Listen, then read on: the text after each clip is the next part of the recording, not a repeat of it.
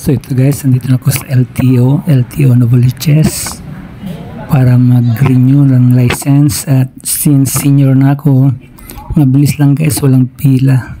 Actually, ang daming tao, kailang inuuna na yung mga seniors like me. Kaya ito, mag-avail ako ng another 10 years na license, driver's license. Yes, sa mga traffic signs. Daming tao guys, lagi to araw-araw.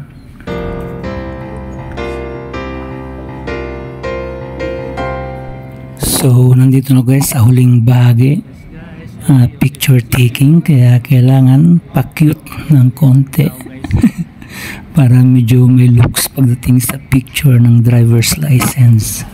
yun no?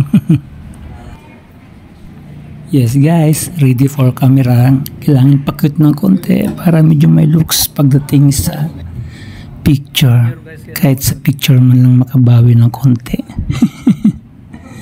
Yes. Thank you guys for joining me on this video. Bye bye. See you on my next episodes. Love you guys.